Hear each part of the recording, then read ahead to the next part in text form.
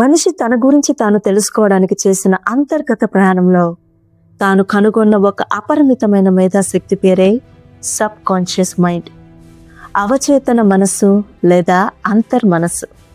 ఈ శక్తిని యూజ్ చేసి మనిషి ఎన్నో గొప్ప అద్భుతాలను సృష్టించగలిగాడు. అటువంటి అద్భుతాలలో ఆర్టిఫిషియల్ ఇంటెలిజెన్స్ అనేది ఒక ప్రపంచం. ఒక కృత్రిమ మేధస్సును సృష్టించి మానవ మేధస్సు సరిహద్దులే తిరగరాసే కొత్త యుగంలోకి మనిషి ప్రపంచాన్ని నడిపిస్తున్నాడు.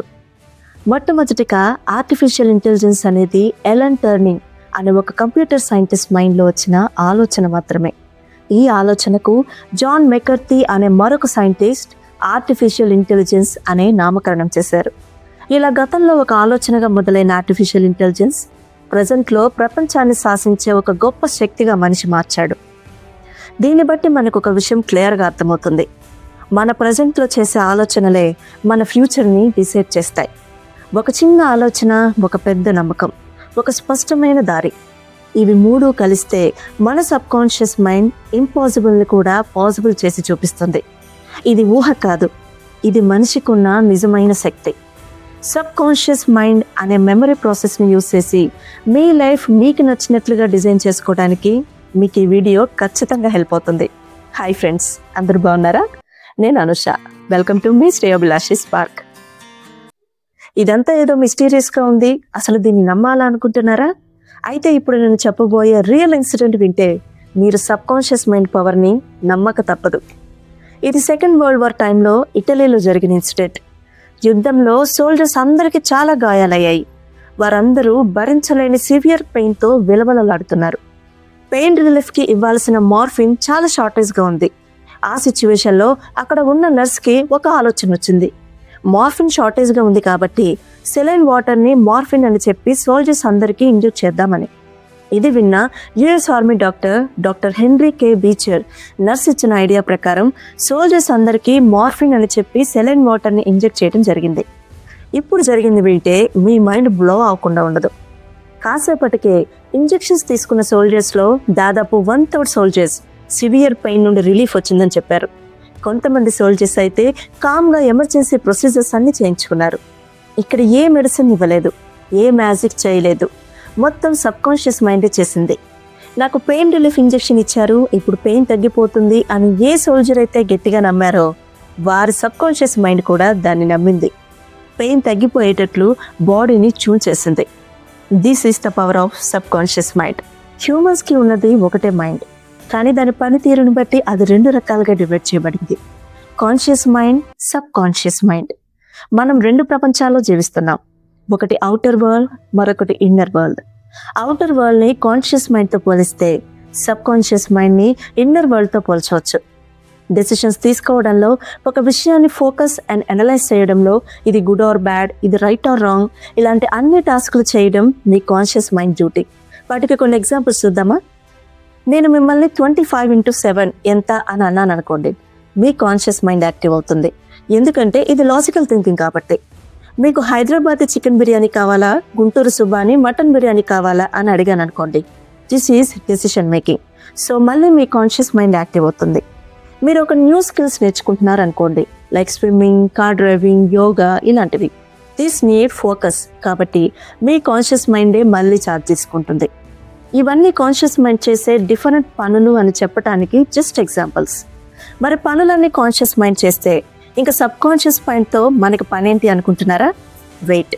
సబ్ కాన్షియస్ మైండ్ మన కంటికి కనిపించని పనులు చేస్తుంది కాబట్టే దీన్ని హిడెన్ యూనివర్స్ అని కూడా అంటారు. సబ్ కాన్షియస్ మైండ్ ఒకరి అలవాట్లు, నమ్మకాలు, భావోద్వేగాలు ఇంకా జ్ఞాపకాలని స్టోర్ చేసుకుంటుంది. మీ ఆటోమేటిక్ బిహేవియర్స్ని కంట్రోల్ చేస్తుంది. మీకు తెలియకుండానే మీ నిర్ణయాలను ఇన్ఫ్లుయెన్స్ చేస్తుంది. ఫర్ ఎగ్జాంపుల్, మీరు మీ ఇంటి నుండి నడుచుకుంటూ వెళ్తున్నారు అనుకోండి, దారిలో మీ ఫ్రెండ్ ఫోన్ చేశారు, మీరు మాటల్లో పడి ఇంటి వరకు వచ్చింది కూడా గమనించరు. ఇక్కడ మీ సబ్ కాన్షియస్ మైండ్ యాక్షన్ తీసుకుంటుంది. ఎందుకంటే ఇది మీరు రోజు అలవాటుగా నడిచే దారి కాబట్టి. మీరు ఒక క్రౌడ్లో ఉన్నారు, సడన్గా మీ పేరు ఎవరన్నా పిలిచారనుకోండి, అని పలుకుతారు కదా. ఇక్కడ కూడా మీ సబ్ కాన్షియస్ మైండ్ ట్రిగ్గర్ అవుతుంది. బికాస్ ఇది ఆటోమేటిక్ బిహేవియర్ కాబట్టి. ఏదైనా స్మెల్ చూడగానే పాస్ట్లో జరిగిన ఇన్సిడెంట్స్ జ్ఞాపకం రావడం, అలారం మోగక ముందే మెలకువ రావడం, క్లాక్ చూడకుండానే టైంని గెస్ చేయడం, ఇవన్నీ బ్యాక్గ్రౌండ్లో మీ సబ్కాన్షియస్ మైండ్ చేసే పనులే. మీరు ఒక విషయాన్ని సబ్కాన్షియస్ మైండ్కి చెప్పారనుకోండి, ఇది కరెక్టా కాదా, నిజమా అబద్ధమా అనే అనాలిసిస్ అస్సలు చేయదు. మీరేం చెప్తే దాన్ని గుడ్డిగా నమ్ముతుంది. మీరు చెప్పే మాటలపై కంప్లీట్గా డిపెండ్ అయి పనిచేస్తుంది. ఒక సినిమా డైరెక్టర్ యాక్టర్కి హీరో రోల్ ఇస్తే హీరోగా, విలన్ రోల్ ఇస్తే విలన్గా యాక్ట్ చేస్తాడు. ఇక్కడ సినిమా డైరెక్టర్ మీరైతే, యాక్టర్ మీ సబ్కాన్షియస్ మైండ్. మరి మీరు హీరో అవ్వాలనుకుంటున్నారా, విలన్ అవ్వాలనుకుంటున్నారా? What you seed is what you receive. మీరేం విత్తుతారో దాన్నే కొస్తారు. మీరు పాజిటివిటీని విత్తితే మీ చుట్టూ ఉన్న ప్రపంచాన్ని పాజిటివ్గా మార్చి మీకు చూపిస్తుంది. ఒకవేళ నెగిటివిటీని విత్తితే మీ లైఫ్ అంతా నెగిటివిటీనే మీకు కనిపిస్తుంది. ఫర్ ఎగ్జాంపుల్, ఒక తండ్రికి 2 కొడుకులు ఉన్నారు, సురేష్ ఇంకా నరేష్. సురేష్లో బ్రాడ్ మైండ్ డెవలప్ అయితే నరేష్లో నారో మైండ్ డెవలప్ అయింది. ఇలా ఇద్దరు పెరిగి పెద్దవారయ్యారు. వారిలో బ్రాడ్గా ఆలోచించే సురేష్ లైఫ్లో బాగా సక్సెస్ అయితే, నారోగా ఆలోచించే నరేష్ మాత్రం తాను అనుకున్న స్టేజ్ రీచ్ అవ్వలేక ఒక కాంప్రమైజింగ్ లైఫ్ని లీడ్ చేస్తున్నారు. ఇద్దరిలో ఉంది ఒకటే రక్తం, వారిద్దరికి ఉన్న రీసోర్సెస్ కూడా ఒకటే. మరి ఎందుకు వారి జీవితాలలో ఇంత డిఫరెన్స్? ఎందుకంటే వారు పెరిగిన ఎన్విరాన్మెంట్, వారు విన్న మాటలు, వారి ఆలోచన విధానాన్ని ఇన్ఫ్లుయెన్స్ చేశాయి. సురేష్ చదివిన స్కూల్ టీచర్ సురేష్ మొదట్లో చేసిన చిన్న చిన్న తప్పులను రిపీటెడ్గా సరిదిద్దుతూ తనలో ఒక కాన్ఫిడెన్స్ని డెవలప్ చేయడం వల్ల సురేష్కి తను లైఫ్లో ఏదైనా సాధించగలను అనే నమ్మకం పెరిగింది.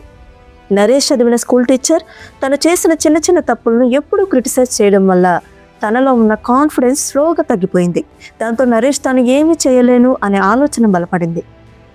ఈ ప్రాసెస్లో సురేష్ యొక్క సబ్కాన్షియస్ మైండ్ తన పాజిటివిటీని స్టోర్ చేసుకుంటే, నరేష్ యొక్క సబ్కాన్షియస్ మైండ్ తన నెగిటివిటీని స్టోర్ చేసుకుంది. ఇదే వారి జీవితాలను 2 భిన్నమైన మార్గాలుగా చేసింది. కాబట్టి మీ సబ్కాన్షియస్ మైండ్కి మీరు రోజు ఏం ఆలోచనలు ఫీడ్ చేస్తున్నారో చాలా జాగ్రత్తగా గమనించండి. What you think you create, what you feel you attract, what you imagine you become. మీ గురించి మీరు గొప్పగా ఆలోచించండి. అప్పుడు మీ సబ్కాన్షియస్ మైండ్ కూడా మీ లైఫ్లో గొప్ప విషయాలను జరిగేలా చేస్తుంది. ఈ సబ్కాన్షియస్ మైండ్ని 2 సింపుల్ టెక్నిక్స్తో ట్యూన్ చేయొచ్చు. Number 1, affirmation. మీ గురించి మీరు చేసే positive self talk. For example, ఒక పెద్ద ఎంటర్ప్రీనర్ అవ్వడం మీ డ్రీమ్ అనుకుందాం. దానికోసం నేను ఒక సక్సెస్ఫుల్ ఎంటర్ప్రీనర్ని, బిజినెస్ పెట్టిన వెరీ షార్ట్ టైంలో హ్యూజ్ సక్సెస్ని చూశాను, నేను ఇంకా అదర్ సిటీస్లో కూడా ఎక్స్పాండ్ అవుతాను అనే ఇలాంటి పాజిటివ్ స్టేట్మెంట్స్తో మీతో మీరు రిపీటెడ్గా పలకడం. Next 1, visualisation. Everyday before you sleep మీరు ఏదైతే ఎఫర్మ్ చేశారో అది జరిగినట్లుగా నమ్మడం, ఊహించటం, హ్యాపీ ఫీల్ అవడం. ఈ టెక్నిక్ మీరు ఎంత బాగా నమ్మితే అంత బాగా పనిచేస్తుంది.